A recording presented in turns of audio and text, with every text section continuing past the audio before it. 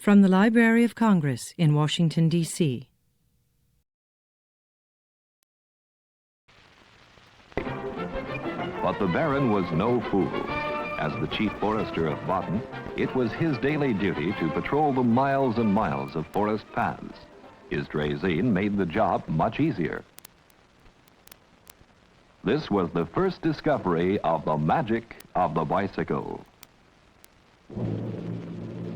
The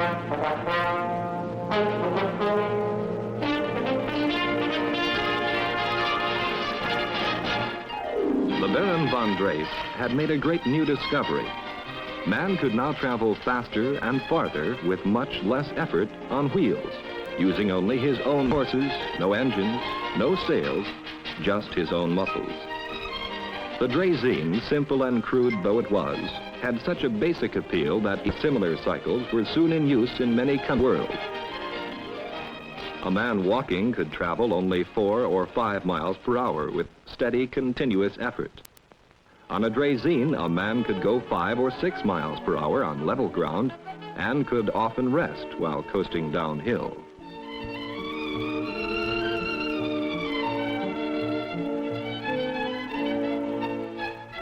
But of course the draisine itself was heavy and awkward to handle. So by about 1860, man's mind had extended the magic of the bicycle by adding pedals.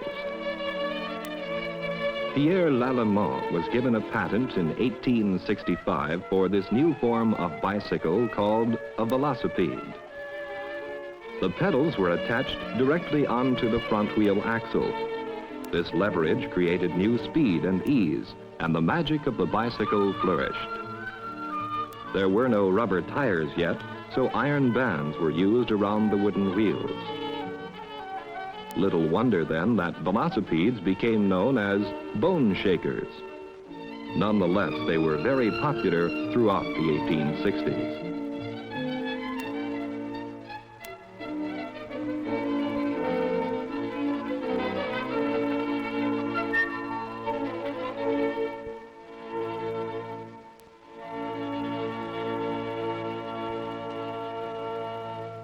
By 1870, however, the magic of bicycling took a new shape, that of the high wheeler. This new form was to become so universally accepted that it would soon become known as the ordinary, and it was one of the most popular bicycles of all time. There was a very specific and practical reason for the high wheeler's popularity: speed. Some very smart fellow had reasoned that on a velocipede, every time he turned the pedals one full revolution, his bicycle traveled forward exactly the circumference of the wheel to which the pedals were attached. So he then reasoned that to go forward faster, he simply needed to attach the pedals to a larger wheel. And he was right. When 6-day bike races began in Madison Square Garden in 1891, plugger Bill Martin won the first one by covering 1,466 miles, or over 244 miles per day. What an accomplishment in sustained speed. Little wonder then that the magic of the bicycle captured the fancy of mankind. Here was an opportunity for speed and mobility for the individual person that could not be matched in any other way.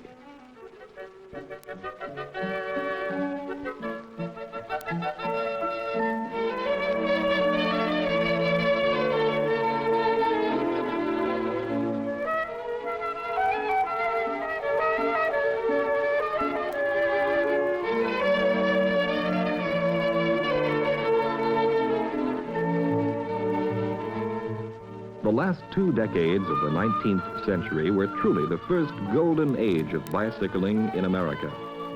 The magic of the bicycle excited man's imagination, and improvements began to come swiftly. High wheelers became higher still. The highest one ever known had a front wheel diameter of 7 feet. They became too high. They were hard to mount. It was hard to reach the pedals.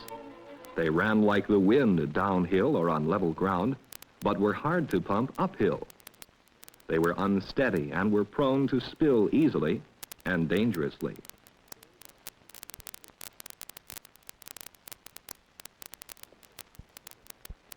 So by 1866, another clever fellow, an Englishman named James K. Starley, had figured out a way to make the bicycle safer without sacrificing its newfound speed. He made the wheels smaller and more nearly the same diameter. He placed the cranks and pedals between the front and rear wheels on a frame and used a chain to drive the rear wheel. In doing this, Starley had created a revolutionary application of the age-old principle of gears. Rather than delivering the rider's muscle power directly from the pedal cranks to the front wheel axle, Starley's sprocket and chain drive delivered the muscle power to the rear wheel axle. What was the advantage in this? Watch. Because the front sprocket was large and the rear sprocket was small, one revolution of the pedals generated far more than one revolution of the rear wheel. Hence, speed with safety through the magic of the first bicycle sprocket and chain gear.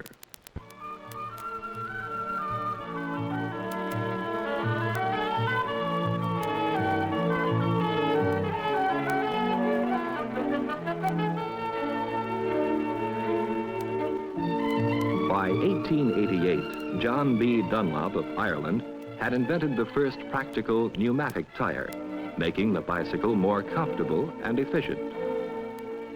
The diamond frame safety, developed in the last decade of the 19th century, became enormously popular and created a bicycle industry in America alone of over 300 bicycle manufacturing plants. The safety bicycle became one of the primary means of utilitarian transportation as well as pleasure riding.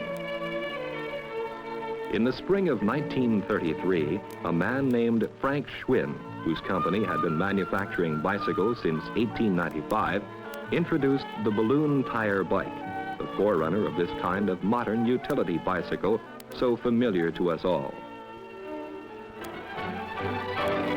Today we live in the new golden age of cycling, with over 57 million cyclists in America. Now more than ever, the magic of bicycling calls to Americans of all ages. New bikeways are being opened throughout America.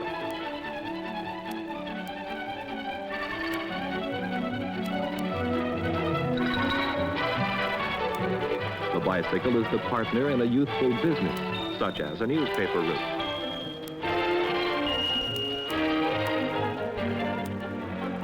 A helpful tool in man's work.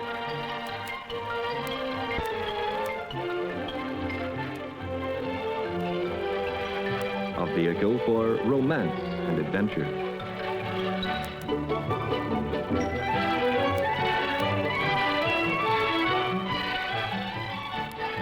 A bond of mutual interest for families to share. An avenue of relaxation and exercise on which a man can rediscover the real nature of his world and himself. The bike gives excellent mileage, especially for those short errands to the neighborhood store. And for high performance, who wants a car at a time like this?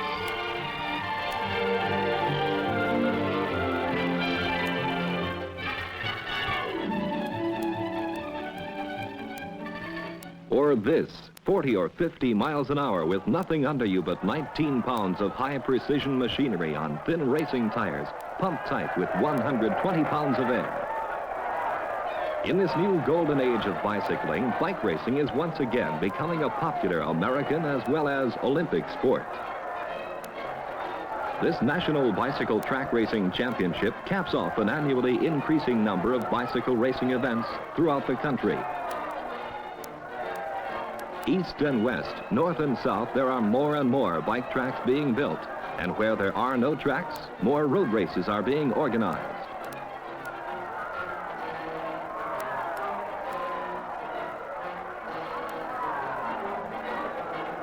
These races are promoted and encouraged by the Bicycle Institute of America and sanctioned and officiated by the Amateur Bicycle League of America.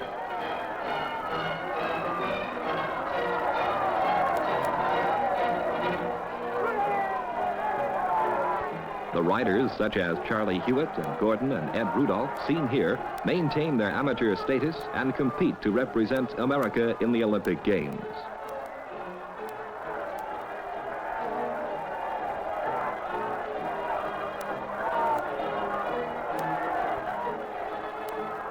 This is Jackie Symes of Gloucester, New Jersey, the 1964 American National Bike Racing Champion and a member of America's bike racing team for the Olympic Games in Tokyo.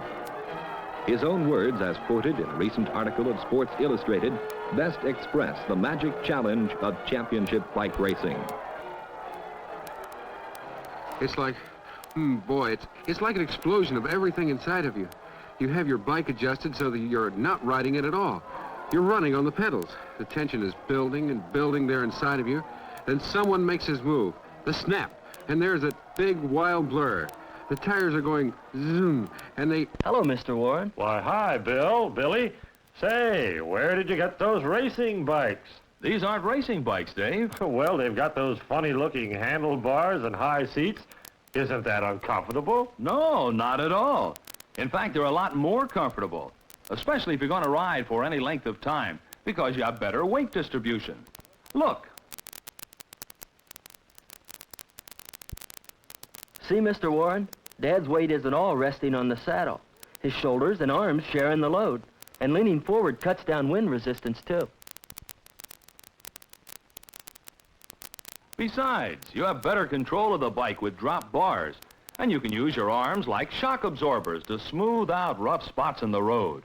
You can vary your hand positions for greatest comfort, or for an especially hard uphill climb, or high speed, or for greatest overall control. Well, that looks all right at that.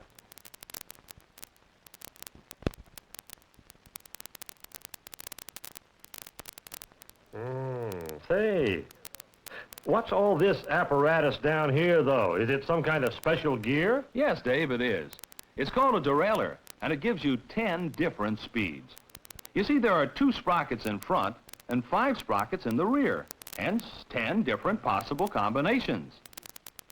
And it's very easy to shift gears by simply moving one of these levers, although you have to do it only when you're actually riding the bike. Why is that? That's because what you're really doing is making the chain glide across from one sprocket to another, while the sprockets and chain are in motion. If you come to a hill to climb or into a strong headwind, that would make pedaling harder. Then you shift to a lower gear. The chain glides over to a larger rear sprocket, and pedaling is easier. The lowest gear combines the largest rear sprocket with the smaller front sprocket. Now, a high gear, Dave, is just like in your car, where only a minimum of revolutions of the motor, in this case your feet on the pedals, delivers a maximum of revolutions to the wheel. So you combine the large front sprocket with one of the smaller rear sprockets for high gear and speed. The idea really is to use the derailleur in such a way as to keep your pedaling rate a smooth, even, steady pace as the road conditions vary.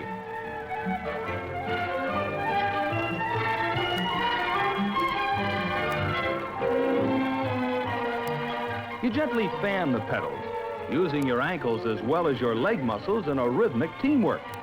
This way you can ride in ease and comfort for hours over all kinds of roads. You ought to try it, Dave. It's good exercise and a lot of fun. Yeah, it looks great at that. Well, let's be on our way, Billy. So long, Dave. Bye, Mr. Warren. See you later. That's a fine thing for a father and a son to share. And it sure beats raking leaves. Yes, it does beat raking leaves. And the father and son will discover that the bicycle is more than a remarkable machine. It is a new companion in adventure. Try it. It stands ready for you at all times to be called up in an instant to seek a new road, a street that perhaps you hadn't really seen since you were a child. Your new companion is the key to a form of relaxation and exercise that is fun, not tedium. Unlike other forms of exercise and recreation, cycling requires no special purpose. Here there is no hurry up and relax, no pressure. You can ride 5 minutes or 5 hours. You can go a mile or 2, or 50 and more, whatever your need, whatever your mood. You can rediscover your own neighborhood and your neighbors in the company of family or friends, or alone. You can rediscover the countryside. Follow a long forgotten county road to the peace of a country stream or the rustling of a field of corn. If you choose, you can even join a hosteling group and regularly enjoy far-ranging tours to the great vistas of our land. Or you can enjoy the exciting contrasts of your own city with the hustle and bustle of its streets and the sheltering green of its parks.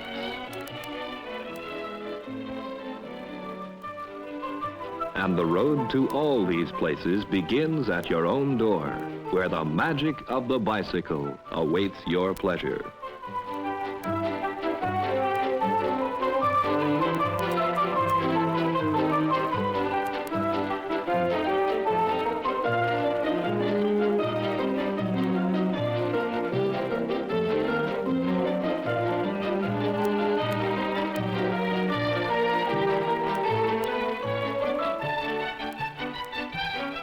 Pleasure cycling enjoys a long season, even in the more northerly areas.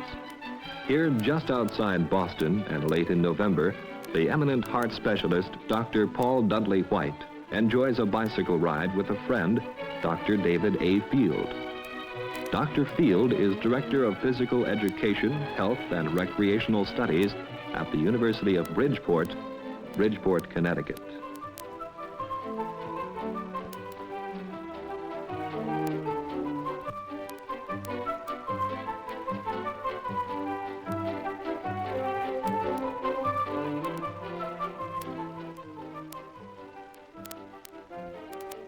Well, Dr. Field, that was a nice ride. Grand. As we take off our bicycle clips, you might like to know the history of the two pair. You have a silver pair there that was given to me as a Christmas present about 2 years ago by a young colleague of mine in our heart group. He's interested in the circulation as I am, and he believes in bicycle riding too. This pair was given to me in Baltimore at the time of the heart drive last year, and it says on the clip, Maryland Heart Fund Kickoff, 1963. So they also countenance the idea of exercise of this sort. And I put this next to my gold stethoscope that Eisenhower gave me last year at a dinner in New York as a sort of souvenir of my activity. You see the bicycling helping the heart. That's interesting. I wonder if you'd explain again, Dr. White, this relationship between cycling and health. Well, Dr. Field, it isn't simply for health reasons that I favor bicycling as an exercise. I think it's very good from the standpoint of pleasure and economy, but it must be done safely. And now to get at the health angle. There are 4 reasons I give for vigorous leg muscles, not simply the arm muscles.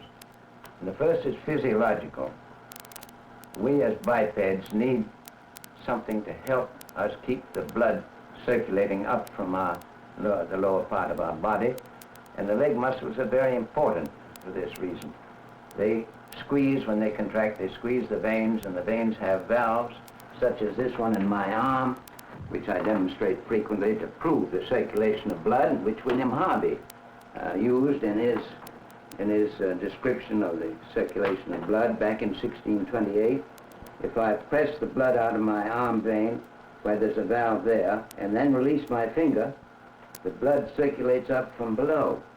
And the leg muscles, squeezing the veins, actually pump blood up toward the heart, and this allows the heart to receive more blood to supply our brain with blood. This is physiological, and therefore we have proof that it isn't simply the heart that's the only pump. The leg muscles are pumps, and the diaphragm is a suction pump. So by keeping physically fit, we help the heart out in its action. Psychologically, too, exercise such as that of cycling can be walking or swimming, but bicycling is an especially favorable type of exercise. This has a very good effect on on the brain, on the mental state, and on the psyche. It's the best antidote, this kind of muscular exercise, for stress and for really mental fatigue. We shouldn't work all the time. We should balance mental effort with physical effort. This is what we were really constructed for, physiologically and anatomically. And instead of using tranquilizers, I advise muscular action even to the point of fatigue, so that you won't need medicine to tranquilize you. And then we have a great problem today, and I've had right along since we've no longer used our legs properly, of being subject to thrombosis, that is blood clotting in our leg veins. And these blood clots, which can form when can get established when there's too much stasis, sluggish circulation. This is a hazard, a great hazard to life because of pulmonary embolism. Blood clots can go from our leg veins to our lungs and kill us, and are very serious often. This is a third reason. And the fourth reason, and perhaps most important of all, is that there's clear evidence now that vigorous use of our muscles helps to delay the onset of arteriosclerosis, which is a modern epidemic in this country today. These then are the four reasons I give for the vigorous use of leg muscles, such as that perhaps best performed on bicycle. Well, you've convinced me, Dr. White, of these values on my health, but what about finding a time and a place for cycling? Well, Dr. Field, we've already seen the pleasurable aspects of cycling and the fact that this is being done in a fair number of places in this country, but not enough. We must develop more and more facilities for safe cycling, train people to cycle even on the roads of today, but we also need paths to make the cycling more pleasurable as well as safer. And I would add that we can use bicycles even indoors.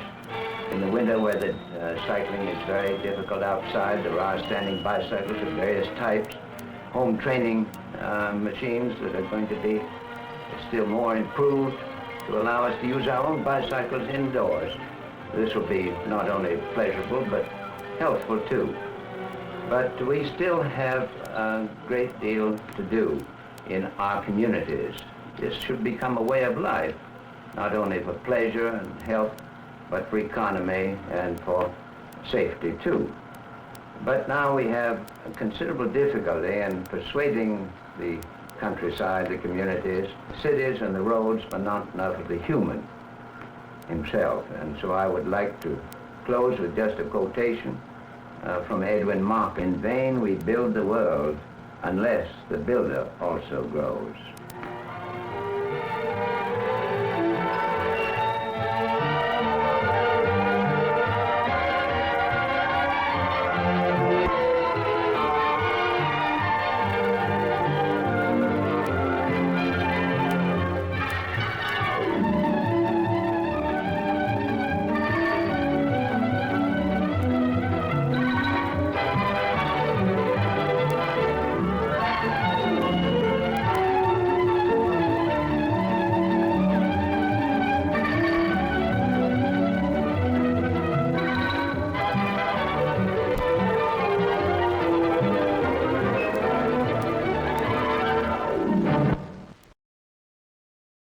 This has been a presentation of the Library of Congress.